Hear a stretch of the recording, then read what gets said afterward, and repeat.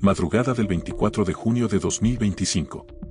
En el Mar Negro, se desarrolló un ataque repentino. Marcó un punto de inflexión sin precedentes cuando Ucrania empleó una estrategia de ataque con UAV en 3 capas para destruir toda una red rusa de defensa costera valorada en decenas de millones de dólares en apenas 5 minutos. Exactamente a las 4 de la mañana del 24 de junio, Ucrania lanzó una de sus operaciones de drones más sofisticadas en Crimea en 2025.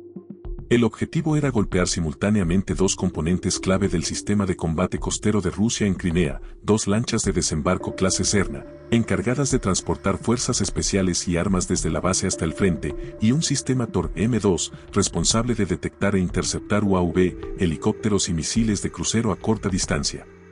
Durante 3 semanas, fuerzas especiales de la Dirección de Inteligencia de la Defensa de Ucrania habían estado rastreando en silencio cada movimiento a lo largo de la costa oriental de Crimea, en particular la línea litoral de Kherson. Imágenes satelitales, señales de drones de reconocimiento y análisis de datos de radar enemigos apuntaban todas a una conclusión: el sistema de defensa aérea Tor M2 actuaba como un eslabón crítico para proteger el corredor anfibio cerca de Sebastopol. A diferencia del S-400 o el Buk, diseñados para intercepciones de gran altitud y largo alcance, el Tor M2 se especializa en defensa de muy corto alcance a baja altitud. Está construido para destruir objetivos pequeños, rápidos y de vuelo bajo, como drones, helicópteros o misiles de crucero, a distancias de aproximadamente 1 a 16 kilómetros y altitudes de unos 10 a 10.000 metros. Por lo tanto, si Ucrania quería ejecutar un ataque de precisión con UAV contra un objetivo estratégico, primero había que eliminar el Tor M2. El reto no era solo impactar el Tor M2, sino hacerlo sin ser detectado. Según el análisis de la UR, la batería Tor estaba posicionada en un punto elevado a lo largo de la costa de Karenin, a menos de 1,5 kilómetros de la orilla, lo que le daba cobertura completa del corredor de aproximación desde el Mar Negro hacia el área de Kherson. Desde esa ubicación, el radar del Tor podía detectar objetivos de baja altitud antes de que cruzaran el horizonte, permitiendo a las unidades rusas interceptar desde el mar. Este emplazamiento era también la unión crítica entre la red de defensa aérea costera y la fuerza naval, convirtiendo al Tor en la única ventana de vigilancia de baja altitud para la península occidental. Para llevar el radar del Tor M2 a estado de combate, la dotación necesitaba al menos 2 minutos para izar la antena, 3 minutos para energizar los sistemas y cerca de 10 minutos para sincronizar con el puesto de mando regional. Durante esa ventana, el sistema estaba efectivamente ciego ante cualquier amenaza. A las 4:10, cuando el mástil del radar del Tor M2 se estaba elevando en un tramo arenoso a unos 1.200 metros de la línea de costa, el sistema seguía en su fase de arranque, cargando datos y calibrando parámetros, aún no capaz de entrar en combate. En lo alto, a unos 500 metros de altitud, un pequeño dron de reconocimiento ucraniano desplegado antes para vigilancia continua del área registró emisiones de radar que aún no se habían bloqueado sobre ningún objetivo. Los datos se cifraron de inmediato y se retransmitieron vía satélite al puesto de mando de la unidad principal de guerra con UAV especiales de la UR.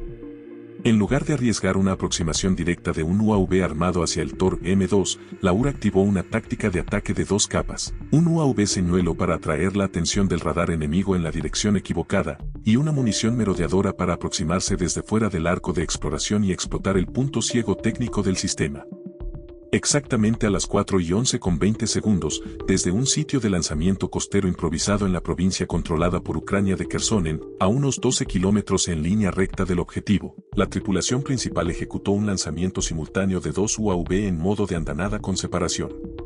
Inmediatamente después de abandonar los rieles, ambos UAV cortaron todas las emisiones activas y pasaron a navegación inercial asistida por GPS cifrada, manteniendo el rumbo sin revelar ninguna señal de control remoto. Volaron a una altitud igual o inferior a 15 metros, usando el desorden de las olas y el enmascaramiento del terreno de dunas para mantenerse ocultos.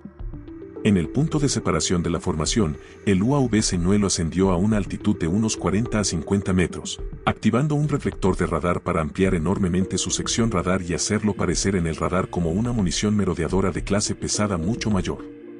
A una velocidad de unos 120 km por hora, se lanzó directamente contra el arco de exploración principal del Tor M2. El sistema de radar, aún no al 100% de operatividad, priorizó de inmediato bloquear el objetivo señuelo, manteniendo fijo su sector de búsqueda. Esto creó un corredor completamente ciego en el lado opuesto. Aprovechando esa brecha, el UAV-2, la munición merodeadora, se aproximó por el flanco derecho. Llevaba una ojiva EFP, formadora de proyectil explosivo, de unos 8 kilogramos, optimizada para perforar la cabina del radar sin dispersar la energía de penetración. Exactamente a las 4:12:57 segundos, el UAV-2 se acercó y golpeó de frente el módulo de radar y el sistema de energía. La detonación precisa destrozó todo el conjunto de circuitos de control, seccionó las líneas de alimentación y colapsó el mástil de antena 3D parcialmente izado. Restos se esparcieron a más de 50 metros. En menos de 3 minutos desde que se detectó el radar en estado no bloqueante, el TOR M2 quedó fuera de acción. El sector de defensa aérea de baja altitud de la costa occidental de Crimea quedaba completamente ciego.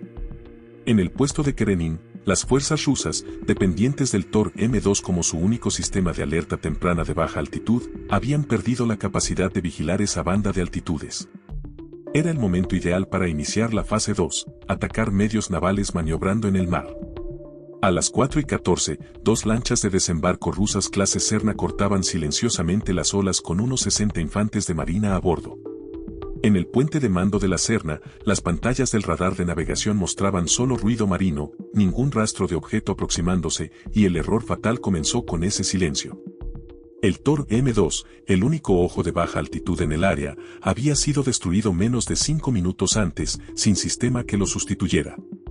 La Serna es una lancha de desembarco rusa de alta velocidad, de unos 25 metros de eslora y casco de aleación de aluminio-acero. Su electrónica a bordo es mínima, radar de navegación de corto alcance, comunicaciones por satélite y sin armas de defensa aérea. No operaba cerca ningún buque de guerra que pudiera dar cobertura. Estas 2 embarcaciones formaban parte del mismo grupo de transporte militar, habiendo zarpado desde un muelle improvisado en el Cabo Feland. El objetivo, desembarcar tropas a lo largo de la costa de Karenin, donde Rusia estaba reconstruyendo una posición de artillería costera recientemente recapturada. Cuando la Serna número 1 se encontraba a unas 2 millas náuticas de la costa, Ucrania lanzó 3 pequeñas embarcaciones de superficie no tripuladas, USV, desde una base encubierta. La sobrepresión dentro del compartimento sellado colapsó el techo, voló las puertas de popa y provocó un efecto de succión inversa. La embarcación comenzó a escorar a babor antes de hundirse lentamente. A las 4:15:30 segundos, en menos de un minuto, todo el casco desapareció bajo la superficie. Algunos infantes de marina saltaron por la borda mientras otros se hundieron con el compartimento. El radar naval ruso perdió la señal de la embarcación de inmediato. Exactamente 10 segundos después de la primera explosión, la segunda USV fijó al buque restante. La Serna número 2 navegaba a unos 200 metros de la primera. Al detectar la explosión, alteró inmediatamente el rumbo 15 grados a babor, pero ya era tarde, se encontraba en la línea de tiro de la USV.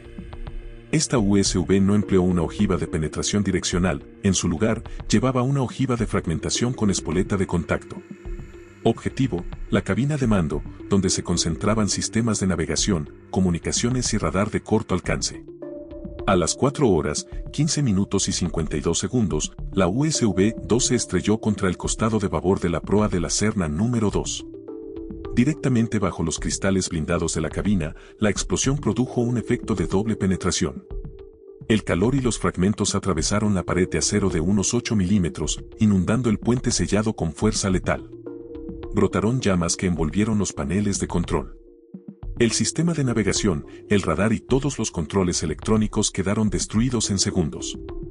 La embarcación no se hundió, pero toda la tripulación del puente se vio obligada a reducir gases y abandonar la navegación. El eje de transmisión dejó de girar. La nave quedó a la deriva, esperando rescate. La tercera USV, reprogramada como tiro de remate, ya no necesitó desplegarse. El escenario de combate concluyó en apenas 3 minutos. El tiempo total del golpe fue inferior a 5 minutos, durante los cuales Ucrania cortó todo el corredor de desembarco anfibio de Rusia en Karenin. De forma significativa, ninguna de las municiones merodeadoras fue controlada en tiempo real. Operaron casi por completo de forma autónoma. Ingenieros de la UR habían preprogramado rutas de vuelo, tiempos de activación, altitudes de aproximación y puntos de puntería basados en datos de reconocimiento reunidos semanas antes. El área de Kherson y del Cabo Feland se encuentra en el suroeste de la península de Crimea, cerca de la estratégica ciudad de Sebastopol. Rusia la había establecido como un complejo avanzado de preparación de asaltos, con playas para desembarcos rápidos de tropas, rutas de acceso abreviadas al Mar Negro y puntos de despliegue para artillería costera y lanzacohetes de medio alcance. Al golpear aquí, Ucrania no solo infligió daños inmediatos, sino que también obligó a Rusia a redistribuir toda su red de defensa, retrasando la recuperación y creando una brecha táctica para operaciones de seguimiento. Rusia se vio compelida a hacer dos cosas: retirar sus sistemas de defensa aérea costera al menos 5 kilómetros tierra adentro para evitar otro ataque cercano con UAV como el del 24 de junio, lo que eliminó la cobertura del radar Tor sobre la línea de costa, y detener las operaciones de desembarco con lanchas pequeñas debido a la falta de cobertura radar y al temor a nuevos ataques con UAV. Esta operación también marcó una gran mejora en la forma en que Ucrania organizó los ataques con UAV, ya no como unidades aisladas, sino como equipos coordinados y multicapa. Tal organización impidió que las defensas aéreas rusas distinguieran la amenaza real, resultando en respuestas tardías o en ser alcanzadas antes de lograr el alistamiento. Desde un punto de vista puramente militar, el ataque del 24 de junio fue una incursión localizada, pero estratégicamente envió un mensaje claro: Crimea ya no es segura, ni en tierra ni en mar. Cada sistema de defensa aérea, cada lancha de desembarco, cada guarnición puede ser atacada sin aviso. Fue la prueba de que Ucrania había pasado de golpes puntuales para infligir daño a golpes de sistema para colapsar la estructura operativa. Y detrás de eso quedó forzada a la retirada toda una cadena rusa de logística, radar y artillería. Simultáneamente con el ataque en Crimea, también se reportó la operación de UAV ucranianos sobre Skadovsk, Melitopol y Novotroitsk. Imágenes de medios occidentales mostraron múltiples bases de defensa aérea rusas a lo largo de la costa del Mar Negro desplazándose más al interior. Pequeños buques de guerra quedaron restringidos de operar cerca de la costa. La línea costera del sur de Ucrania se abrió brevemente, ya no cerrada a cal y canto. Así, Crimea, antes considerada una fortaleza inexpugnable, dejó de ser inmune a los ataques con UAV. Suscríbete para no perderte las últimas noticias de la guerra en Ucrania. Hasta pronto.